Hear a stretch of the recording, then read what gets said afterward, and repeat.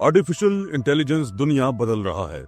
अभी तक तो फोटोशॉप का इस्तेमाल करके असली दिखने वाली फर्जी फोटोज को बनाया जा सकता था, लेकिन इसमें घंटों की मेहनत लगती थी। लेकिन अब ये काम सिर्फ 1 सेकंड में किया जा सकता है।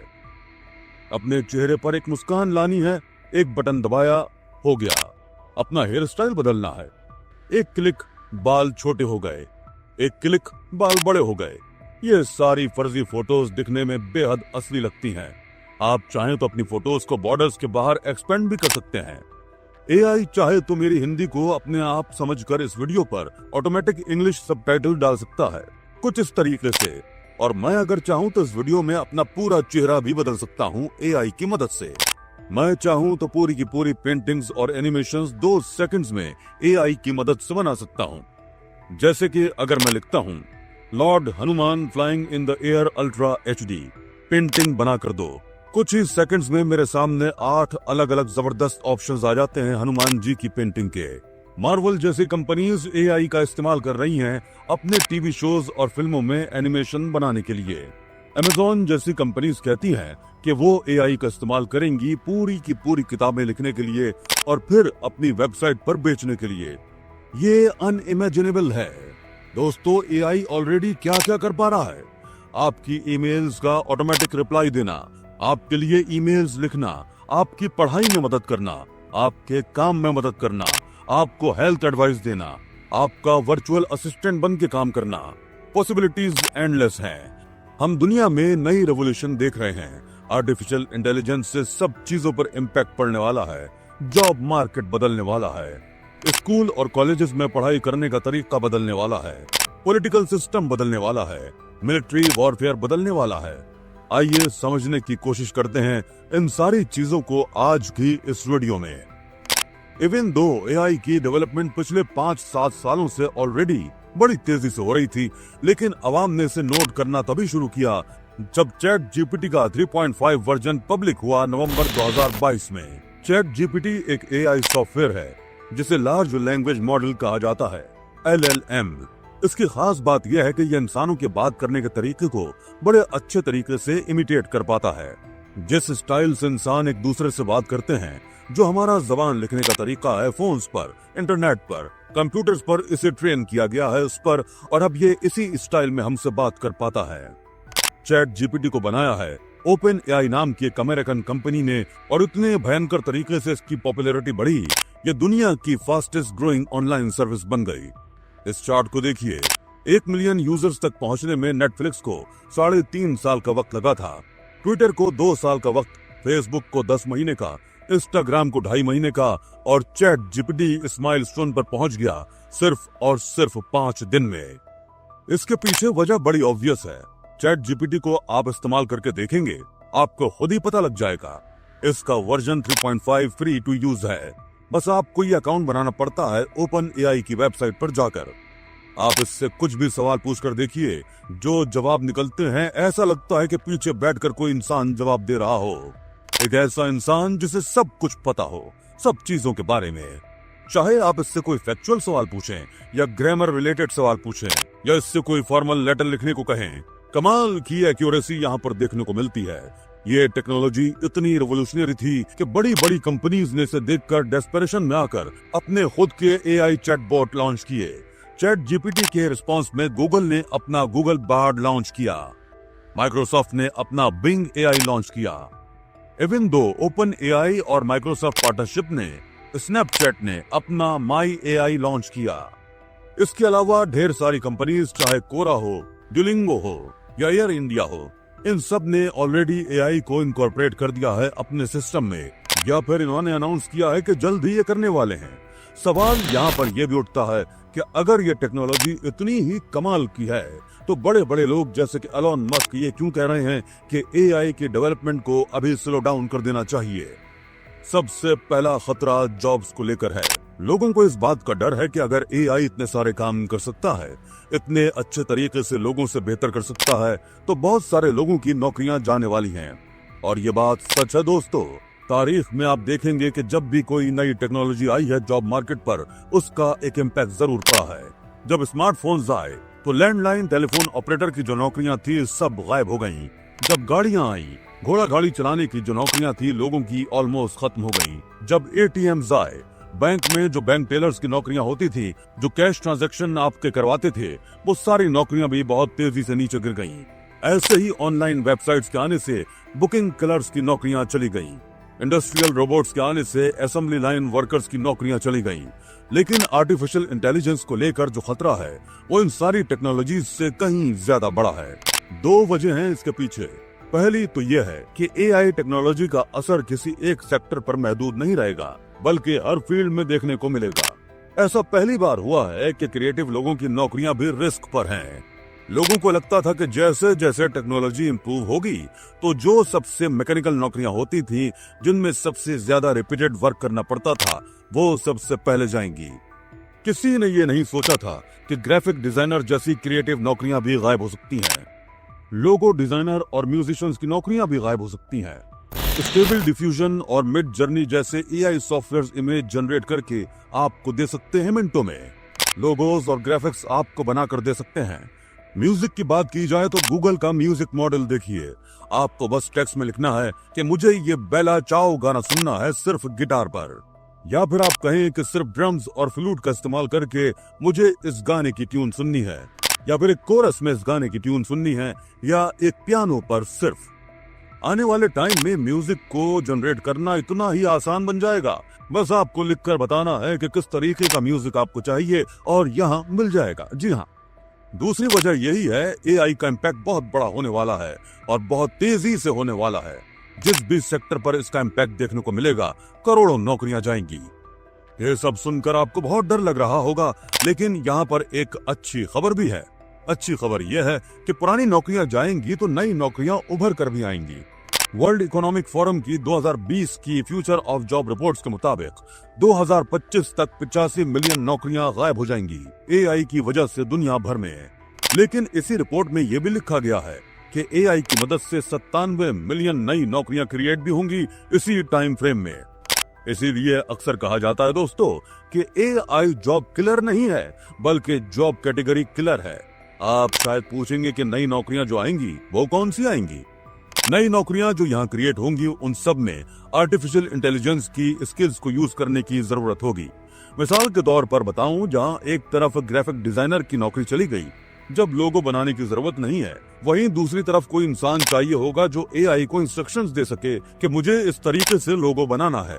किसी इंसान की यहाँ पर फिर भी जरूरत है कि एआई को बताया जा सके कि एग्जैक्टली मुझे अपने लोगो में ये चीजें चाहिए। फिर एआई के आउटपुट को वहां पर मॉडिफाई किया जा सके, चेंजेस बताए जा सके। इन सब कामों के लिए तो एक नए इंसान की जरूरत पड़ेगी। इसलिए एक और कहावत है यहाँ पर जो कही जाती है, AI won't take your job but a person knowing AI will. Artificial intelligence अपने आप में आपकी नौकरी नहीं खाएगा, लेकिन एक ऐसा इंसान जिसे आर्टिफिशियल इंटेलिजेंस को यूज करना आता हो, वो जरूर आपकी नौकरी खाएगा। इसका मतलब है हम सबको जल्दी से जल्दी इस नई दुनिया में अडॉप्ट करना होगा। अब जो लोग आर्टिफिशियल इंटेलिजेंस को नहीं सीखेंगे वो फिर से पीछे रह जाएंगे। आने वाले सालों में एआई एक नया स्टैंडर्ड बन जाएगा कि अगर आपको नौकरी चाहिए, एआई की बेसिक नॉलेज तो आनी ही चाहिए। जैसे कि आज के दिन अगर आपको नौकरी चाहिए तो कंप्यूटर की बेसिक नॉलेज तो आनी ही चाहिए। ये स्टैटिस्टिक्स एक बड़ा वेकअप कॉल है पूरे मुल्क की आवाम के लिए। क्या स्कूल्स और कॉलेजेस में हमारे स्टूडेंट्स को टाइम पर ट्रेन किया जा सकेगा इसके लिए?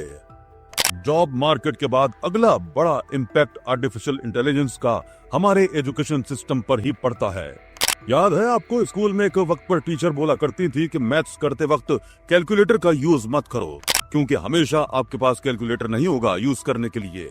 लेकिन टेक्नोलॉजी इतनी तेजी से बदली है कि न सिर्फ हमारे पास हमेशा कैलकुलेटर्स हैं, बल्कि कंप्यूटर की पावर वाले स्मार्टफोन्स भी हमेशा हमारे पास होते हैं। और अब एआई भी हमारे पास अवेलेबल होगा। चैट जीपीटी जब पहली बार पॉपुलर होना शुरू हुआ तो स्टूडेंट्स ने सबसे पहला इस्तेमाल इसका किया होमवर्क्स में चीटिंग करने के लिए। दुनिया भर में आपको इसके न्यूज आर्टिकल्स मिल जाएंगे कि कैसे चैट जीपीटी का इस्तेमाल किया गया स्कूल असाइनमेंट्स को कंप्लीट करने के लिए, जो कि मेरा मानना है कि एक बहुत ही स्टूपिड यूज है इस चीज का। अगर आप एक स्टूडेंट हैं तो आपको समझना चाहिए कि शॉर्ट टर्म में तो आप चीटिंग कर लेंगे अपने होमवर्क असाइनमेंट्स में, लेकिन लॉन्ग टर्म में जब जिंदगी में आगे कदम बढ़ाएंगे, जो स्किल्स आपको सिखाई जा रही हैं, उन स्किल्स को आपको खुद से यूज करना सीखना होगा। आगे चलकर जिंदगी में सक्सेसफुल बनने के लिए लर्निंग और अडॉप्टिंग सबसे इम्पोर्टेंट चीजें होंगी। चैट जीपीटी जैसे एआई को एजुकेशन सिस्टम में इस्तेमाल करने के और बहुत सारे बेहतर तरीके हैं। जापान जैसी डेवलप्ड कंट्रीज ने तो ऑलरेडी एक्शन लेना शुरू कर दिया है।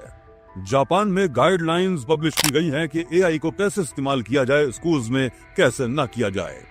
एक टीचर के वर्कलोड को कम करने के लिए इसका इस्तेमाल किया जा सकता है। स्टूडेंट्स को कॉन्सेप्ट्स बेहतर समझाने के लिए इसका इस्तेमाल किया जा सकता है।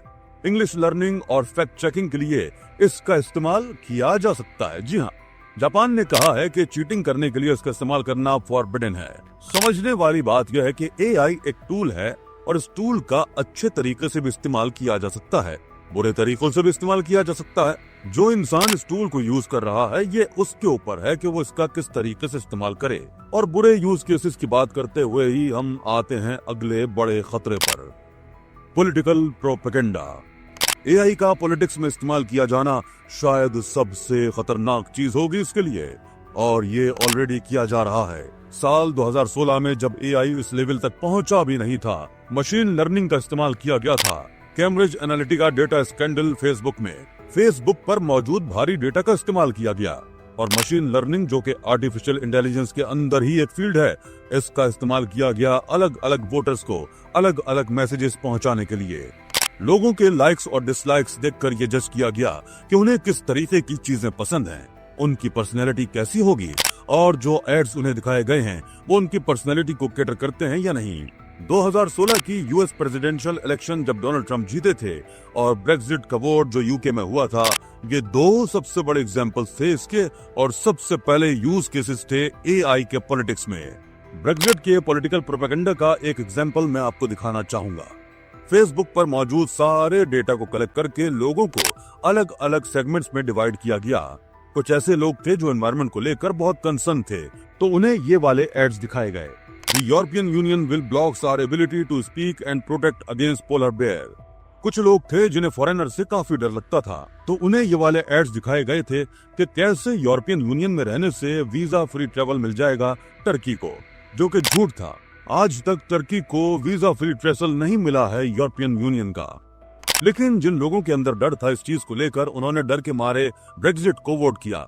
फिर कुछ लोग थे जिन्हें इन्फ्लेशन की बहुत परेशानी थी, तो उनको ये वाला एड दिखाया गया, अगर यूके यूरोपियन यूनियन को छोड़ दे तो आप 933 पाउंड्स बचा सकते हैं। सब लोगों को सारे एड्स दिखाने की जगह उनको पर्सनलाइज्ड एड्स दिखाए गए। जब सारे डेटा को मशीन लर्निंग के थ्रू एनालाइज किया गया और ये बहुत इफेक्टिव हुई। जब वोटिंग का दिन आया तो 51.9% लोगों ने ब्रेक्जिट को वोट दिया। लेकिन ये जो हुआ था दोस्तों, ये तो सिर्फ एक छोटा सा एग्जाम्पल था। एआई अब इतना ज्यादा डेवलप हो चुका है कि इसका और भी खतरनाक तरीकों से इस्तेमाल किया जा सकता है। इंडिया में ही जब रेसलर्स प्रोटेस्ट चल रहे थे, रेसलर्स की इमेज को बदनाम करने के लिए एआई का इस्तेमाल किया गया। रेसलर्स ने खुद की एक फोटो खींचकर अपलोड की थी ट्विटर पर, जब उन्हें डिटेन कर लिया गया था पुलिस के जरिए। किसी आईटी सेल वाले बंदे ने इनकी फोटो को मॉर्फ किया और एक मुस्कान डाल दी चेहरे पर। बहुत से लोग बेवकूफ बन गए ये फोटो देखकर। देखो कि कैसे ये रेसलर्स तो खुशी खुशी पुलिस के पास जा रहे हैं, इनका कोई ना कोई एजेंडा है यहाँ पर। और मॉर्फ फोटो बनाने में 1 सेकंड का वक्त लगा, लेकिन पहचानने में कई मिनटों का टाइम लग जाएगा किसी आम इंसान को। इस फोटो को जब करीब से देखेंगे तो दिखेगा कि सबके चेहरे पर जो स्माइल है वो एक जैसी सी है। दांतों का जो स्ट्रक्चर है वो बिल्कुल कॉपी पेस्ट हुआ एक दूसरे के ऊपर। असलियत में हर किसी के दांतों की शेप थोड़ी बहुत अलग सी होती है एक दूसरे से। ये छोटी छोटी डिटेल हर कोई नोटिस नहीं कर सकता और बहुत से लोग बेवकूफ बन जाते हैं इसमें आकर। लेकिन यहाँ पर भी उम्मीद की किरण यह है कि एआई का इस्तेमाल अच्छे के लिए भी किया जा सकता है। इसी प्रोपेगेंडा और फेक न्यूज के खिलाफ लड़ने के लिए भी एआई का इस्तेमाल किया जा सकता है। कैसे आखिर, ये तो टाइम ही बताएगा। मीडियम में लिखी गई इस आर्टिकल की एक लाइन पूरी सिचुएशन को बड़े अच्छे से डिस्क्राइब करती है। Artificial intelligence can save democracy unless it destroys it fast. Artificial intelligence हमारे डेमोक्रेसी को बचा सकता है अगर ये इससे पहले ही खत्म न कर देता। सच बात यही है दोस्तों कि बहुत से लोग इसका बुरे कामों के लिए ऑलरेडी बड़े स्केल पर इस्तेमाल कर रहे हैं। इस ट्वीट को देखिए। ट्वीट लिखने वाले इंसान बताते हैं कि कैसे एक आदमी से मिले जो टिंडर जैसी डेटिंग ऐप पर लोगों को बेवकूफ बनाता है एआई का इस्तेमाल करके। वो लड़कों के मैसेजेस को रिप्लाई करता है एआई का यूज करके और उनसे बात करता रहता है और फाइनली पैसे मांगता है बात करने के। और ये स्कैमर करीब 12 लाख महीने के कमा रहा है ये स्कैम करके। ये सिर्फ एक मिसाल है। चैट जीपीटी के आने के बाद लोगों को स्कैम करने की और फ्रॉड करने की पॉसिबिलिटीज बहुत ज्यादा बढ़ गई हैं। पहले ये जो नाइजीरियन प्रिंस वाले स्कैम होते थे, ईमेल्स आती थी उनकी, उनमें बड़ी आसानी से आप पता लगा सकते थे कि ये स्कैम थे, क्योंकि इनकी ग्रामर बड़ी ही गंदे तरीके से लिखी गई होती थी। बहुत सी ग्रामेटिकल मिस्टेक्स होती थी उन स्कैम ईमेल्स में। लेकिन जब एआई इन स्कैम ईमेल्स को लिखेगा तो एक भी गलती पकड़ना मुश्किल होगा। सबसे कॉमन तरीका लोगों को स्कैम करने का एआई के थ्रू रहा है वॉइस बेस्ड स्कैम। ये फ्रॉड लोग क्या करते हैं, आपकी फैमिली मेंबर्स की आवाजों को मिमिक कर देते हैं एआई के थ्रू और फिर पैसे की मांग करते हैं आपसे। आपको लगता है कि आपका कोई फैमिली मेंबर ही आपको कॉल कर रहा है। मैकाफी लैब के रिसर्चर्स ने 2 हफ्ते लगाए इस चीज को इन्वेस्टिगेट करने में कि ये एआई के वॉइस क्लोनिंग टूल्स हैं, ये कितने एक्सेसिबल हैं और कितने इजी टू यूज हैं। उन्होंने पाया कि दर्जनों फ्री वॉइस टूल्स ऐसे मिल जाएंगे इंटरनेट पर। इन्हें इस्तेमाल करना ज्यादा मुश्किल नहीं है और सिर्फ 3 सेकंड के ऑडियो से ये एक क्लोन वॉइस बना सकते हैं जो 85% वॉइस मैच करती हो ओरिजिनल आवाज से। रिसर्चर्स ने यह भी पाया कि ये एआईज एक्चुअली में एक्सेंट्स को भी रेप्लिकेट कर सकते हैं। अगर आपका इंडियन एक्सेंट है, यूके का एक्सेंट है, अमेरिकन एक्सेंट है, कोई मसला नहीं। और एक स्टडी जो इनके जरिए ही की गई थी उसने पाया कि 83% इंडियन विक्टिम्स जो रहे हैं इन एआई वॉइस स्कैम्स के, उन्होंने अपने पैसे खोए हैं। आधे से ज्यादा लोगों ने 50,000 से ज्यादा रुपए खोए हैं इसमें। ये स्कैम सिर्फ इंडिया में ही नहीं देखे जा रहे बल्कि दुनिया भर में देखने को मिल रहे हैं। एबीसी की एक रिपोर्ट के मुताबिक व्हाट्सएप पर हाय मॉम का स्कैम देखा गया। फ्रॉडस्टर प्रिटेंड करते थे एआई का इस्तेमाल करके कि वो फैमिली मेंबर हैं आपके और आपके फैमिली मेंबर्स को मैसेज करते हैं। 11,000 से ज्यादा ऑस्ट्रेलियंस को उन्होंने लूटा और 2022 में $7.2 मिलियन कमाए इन स्कैम से। इन स्कैम से बचने का एक ही तरीका है, जितनी तेजी से हो सके उतनी तेजी से लोगों में अवेयरनेस फैलाई जाए आर्टिफिशियल इंटेलिजेंस को लेकर। लोगों को बताया जाए एआई क्या चीज है, इसे कैसे इस्तेमाल किया जाता है, इससे कैसे फ्रॉड किया जा सकता है। मैं अपनी तरफ से पूरी कोशिश करूंगा आप लोगों को अवेयर करने की, लेकिन आप लोग भी अपने फ्रेंड्स और फैमिलीज के साथ इन वीडियोस को शेयर कीजिए ताकि सबको इनके बारे में पता लग सके।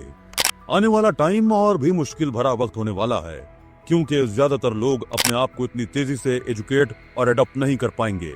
डायरेक्ट फ्रॉड्स और स्कैम्स के अलावा कई अनएथिकल कंपनीज भी इन एआई का इस्तेमाल करेंगी आप लोगों को बेवकूफ बनाने के लिए। गैम्बलिंग एप्स के जैसे वीडियो में मैंने आपको बताया था कि किन किन ट्रिक्स और टेक्निक्स का ये ऐप इस्तेमाल करती हैं आप लोगों को एक गैम्बलिंग एडिक्ट बनाने के लिए। अब सोचिए एआई जैसे टूल्स का इस्तेमाल करके इनके लिए और भी कितना आसान हो जाएगा आप लोगों को एडिक्ट बनाना। आने वाले टाइम में आर्टिफिशियल इंटेलिजेंस और भी बड़े तरीके से दुनिया को बदलने वाला है। अभी तक तो ये सिर्फ स्क्रीन के पीछे है। इमेजिन कीजिए अगर ये स्क्रीन से बाहर निकलकर फिजिकल दुनिया में भी आ गया। बोस्टन डायनेमिक जैसी कंपनीज ऑलरेडी ऐसे रोबोट्स बना चुकी हैं जो इंसानों की तरह हिल सकते हैं, दौड़ सकते हैं, कूद सकते हैं। इस वीडियो को देखिए, आपका शायद माइंड ब्लो हो जाएगा ये जानकर कि क्या करना ऑलरेडी पॉसिबल है रोबोट्स के जरिए से। ये है इनका लेटेस्ट रोबोट एटलस, जो कि अपने आसपास के ऑब्जेक्ट्स से इंटरेक्ट कर सकता है। लकड़ी का यह फट्टा उठाकर खुद से रख सकता है, रास्ता ढूंढ सकता है, इसके ऊपर से जाने का और फिर ऊपर मौजूद ह्यूमन वर्कर की मदद कर सकता है। कंस्ट्रक्शन वर्क जैसी चीजों में ऑलरेडी रोबोट्स कितनी मदद कर सकते हैं। और आप इमेजिन कीजिए जब इन रोबोट्स को चैट जीपीटी जैसी टेक्नोलॉजी के साथ इंटीग्रेट किया जाएगा तो क्या होगा। इन रोबोट्स की एफिशिएंसी इंसानों से कहीं और ज्यादा होगी, क्योंकि इन्हें ना तो सोने की जरूरत ना तो खाने की जरूरत। वैसे ऐसे रोबोट्स जो इंसानों की तरह दिखते हैं उन्हें ह्यूमनॉइड रोबोट्स कहा जाता है। कुछ रिसर्चर्स ने तो ऑलरेडी चैट जीपीटी जैसी टेक्नोलॉजीज को इनके साथ इंटीग्रेट कर लिया है, जैसे कि ह्यूमनॉइड रोबोट अमेका को देखिए, चैट जीपीटी की 4.0 वर्जन टेक्नोलॉजी के साथ इंटीग्रेटेड। ये इंसानों के साथ बड़े आम इंसानों की तरह बात कर सकती है और काफी रियलिस्टिक तरीके से कर सकती है।